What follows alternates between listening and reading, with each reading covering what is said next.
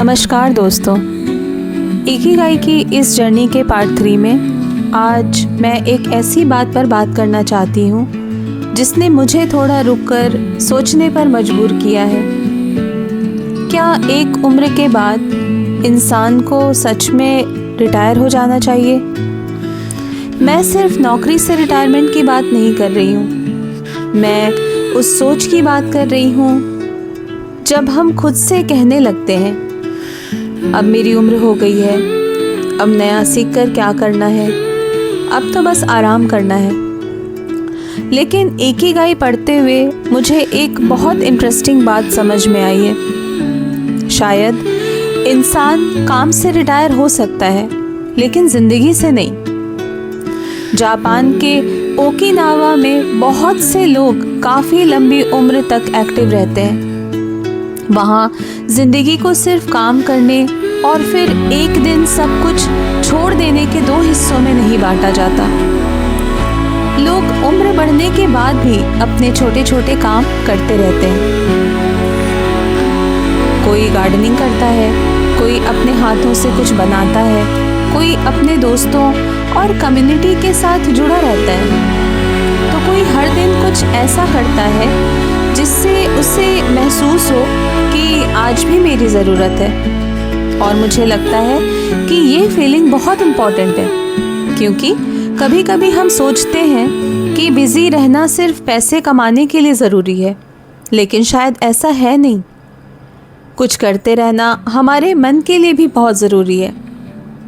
अब आपने भी शायद अपने आसपास देखा होगा, कुछ लोग तो 70 साल की उम्र में भी बहुत ज़्यादा एक्टिव रहते हैं, बहुत एनर्जेटिक दिखाई देते हैं, और कुछ लोग बहुत पहले ही ज़िंदगी से इंटरेस्ट खोने लगते हैं। तो फ़र्क सिर्फ उम्र का नहीं है, फ़र्क शायद इस बात का भी है कि आपके पास सुबह उठने की कोई वजह है या नहीं, और वो वजह कोई बहुत बड़ी नहीं होनी चाहिए।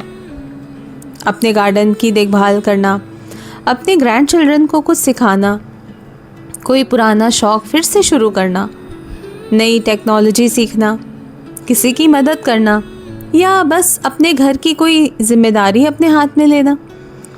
इन चीज़ों से शायद हमें ये एहसास होता रहता है कि मैं अभी भी ज़िंदगी का हिस्सा हूँ।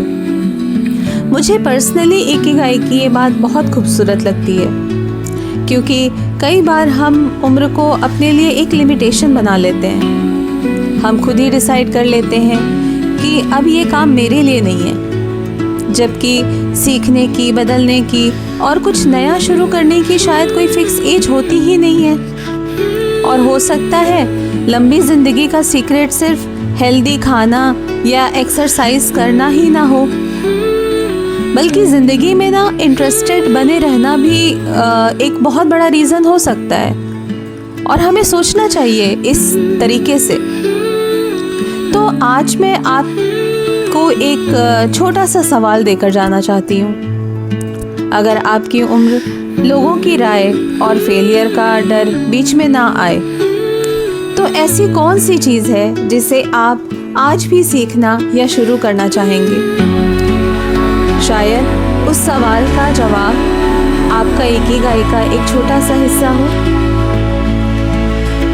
सोचिए।